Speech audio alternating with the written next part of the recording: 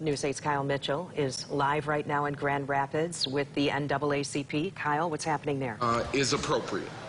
And so I want to thank him for his due diligence in his strategy in making sure that this case was looked at appropriately and effectively. But more importantly, I want to thank the Lyoya family for their patience in their time of grief in this horrific situation. And so one of the things that I want to make loud and clear is that we stand in solidarity with Patrick's family in asking for peaceful demonstrations and protests. That's what the family has asked for since the very beginning of this. And we stand still in solidarity with them, because one of the things I will say is that I always tell people we will never win the war on the streets. So we have to break systemic systems down and institutions down from a policy level. And so I want to send that out to all of the protesters. We will never win the war on the street. It's fine to protest, but it has to be peaceful, it has to be strategic. And at the end of the day, we have to make systemic changes. We have here today with us Elisa Nehemiah, also Honesty Hodges' grandmother. And I want to thank her for joining us. You all are very familiar with Honesty's case, and that's an ongoing case, and we're still supporting the family with respect to this systemic harassment and brutality from the Grand Rapids Police Department. So we are happy with the decision to indict Officer Christopher Schur for the unjustified murder of Patrick Lyoya. There have been too many incidents where black and brown lives have been lost at the hands of law enforcement, whose #1 priority should be to protect and serve all citizens.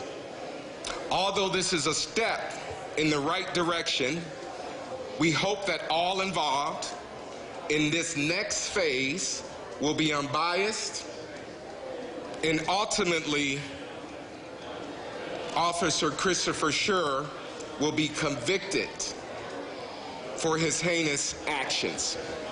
We will continue to work with our local elected officials and city leadership to ensure the proper reforms are put in place and effectively implemented to prevent more tragedies like this from happening or taking place. This has been a historical, in terms of GRPD, and not just GRPD, I think law enforcement agencies across the country, of harassment and over-policing of black and brown residents in cities across this country. We will also continue to work with our U.S. Senate and U.S. House of Representatives to demand that they pass the George Floyd Justice in Policing Act. I also want to acknowledge our Youth Council President Javon Fields, for standing up here with us, and all of our youth activists has been on the ground, and that has been digitally making sure that this story stays alive. One of the last things, and then we can open it up for questions, that I will mention is that as a result of this, and we have been working on this for a number of years, in terms of what can we do from a technological perspective, right? Because as we know, the video, none of us could see the video because the video was confiscated with respect to witnesses and body cams and all of that stuff. And so it took a while for us to see the video. So we have been thinking about, from a technology perspective, what can we do to address that? So I want to say today that we will be launching a technological tool that will help individuals address a number of rights, not just from law enforcement, but a number of rights across the board. It will be essentially a hub of sorts, an online hub that will track all of these injustices and help with the integrity of evidence because it's a rap. It's a rap. So I'll open it up for questions. How confident are you that they will be able to get a guilty verdict here if this case is held here in Kane County? Because we just asked the prosecutor, is he thinking about moving this case? And he said, no, it's going to stay right here in Kane County. Well, that's one of the things. That's an excellent question. That's one of our concerns. And we'll be looking into that in terms of, can we get this case moved to a different venue? I actually think it probably should be.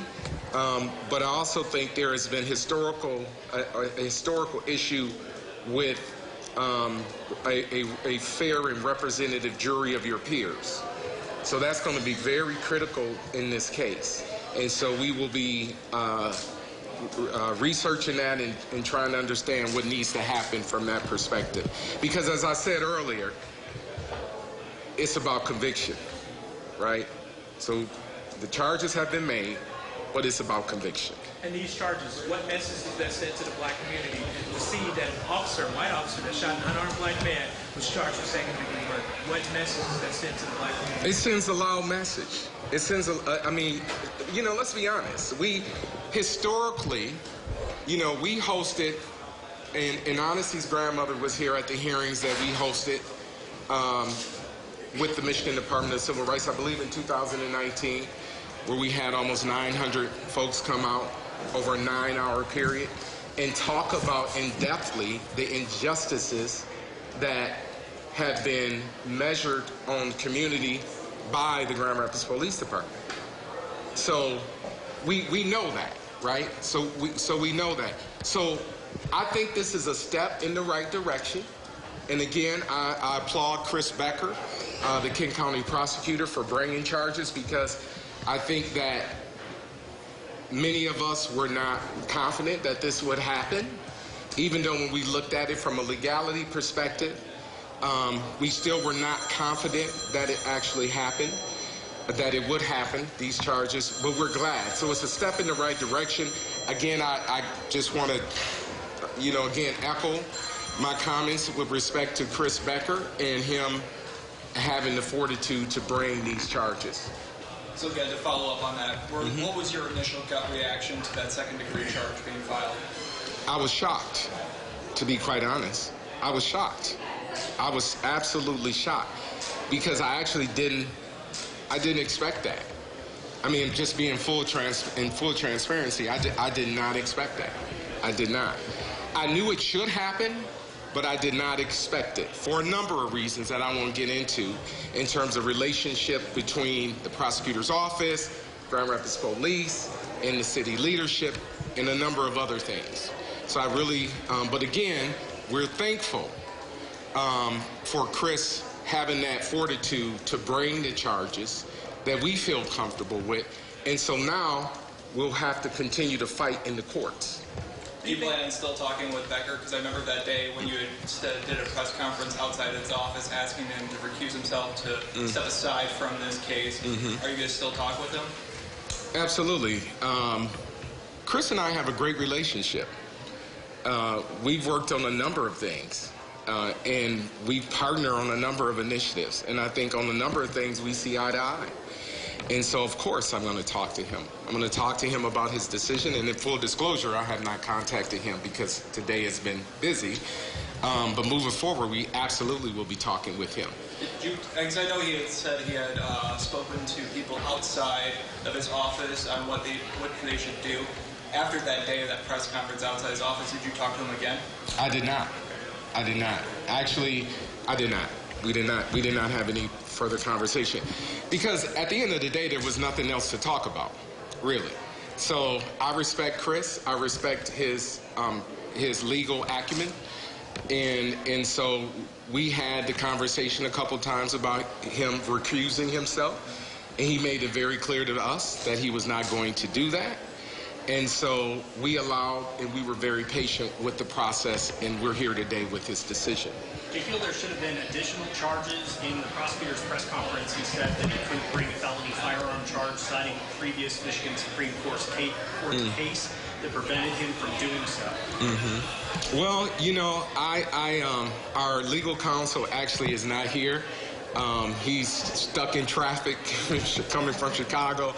So I'm not going to get into the additional charges, but that's something that we will be, I'm sure in the coming days, we'll be having a conversation with Mr. Becker about as well. You said you were shocked about the charges. Aside from that initial reaction, do you feel like second-degree murder brings justice to this case? I think it does from a legality perspective, because I knew that we couldn't do first degree. And so I think second degree is a good place. It is. I think it is. It's not manslaughter. So I think we looked at all of the legal elements in terms of first, second, third, manslaughter, and all of those things. So I think second degree. That's why I said I was shocked, because there's precedents also, and most of you probably know, at the U.S. Supreme Court level, that speaks to a clear and present danger. And so that was one of the things that we were looking at as well, in that his opinion could actually be based on that Supreme Court law. But again, I think we are happy. We are pleased with Mr. Becker's decision or his opinion. And again, I just want to say this. Now the fight really begins, because it's a fight in the courts. It's a fight in the courts. And so we will be fighting in the court system to hopefully ensure that there is ultimately a conviction. That's what it is. That's what President Obama said when he looked at policing and reformation across the country. One of the areas that he identified that totally needs to be reformed is the court system. So that's where our fight is now. And we're going to, again, stand by the family and stand by all of these families. You know, Honesty's Hodges family is still fighting for justice over an alleged mistaken identity of Honesty, 11-year-old, I believe at the time, for a 40-year-old white female. So one of the things that we will be doing as we move forward, our next step will be, and we already have drafted, our legal counsel has drafted the letter. We'll be sending that off tomorrow to Kristen Clark and Vanita Gupta at the U.S. Department of Justice, asking for a full pattern and practice investigation into the Grand Rapids Police Department. And so that's what we will be doing. We have met with U.S. Representative Brenda Lawrence with respect to that. We met with the U.S. Attorney for the Western District, Attorney Todd, with respect to that. We met with the Dana Nessel. And so that's what one of our next steps will be. 2 more questions. Speaking about next step, I know you said you stand firm with the family on peaceful protest. There's a planned protest in front of GRPD tonight. Do any of you plan on being out there tonight as well? I'm sure. I mean, you know, we represent 60,000 plus members in King County. So I'm sure there will be NAACP members out there. Do you plan on being out there? I don't plan on being out there because we got a number of other issues that we need to, next steps that we need to address immediately. We are planning a meeting, I believe, on Monday with City Manager Washington, Chief Lindstrom, and the Office of Public Oversight and Accountability to talk about the policy violations also that no one's talking about. And what message does this send to the police department to see these charges come against GRP? I don't, you know, that's a great question. I can't recall if this has ever happened. Can anybody? I can't recall. And so I think this sends a strong message. It does. It sends, I hope that it sends a strong message that ultimately your job is to protect and serve. And let me be clear on this point as well. When I talked about this, it's a it's a rights act. One of the things that we fully understand is that goes both ways. So as civilians, we have to respect law enforcement in their rights. And law enforcement has to respect the rights of civilians. It goes both ways. because at the end of the day, we're all trying to go home. That's it. So I think this will send it will send a loud message. I think it has sent, and we'll see. Like I said right now, and I'll speak to the protesters and all of us who are protesting. Our fight is in the courts now. Do you expect the officer to be fired today? I thought he was already. I thought he was fired today, and I thought that he had been transported to the King County Jail, is my understanding. No more questions. All right. Thank you very much. Appreciate that. Thank you, guys.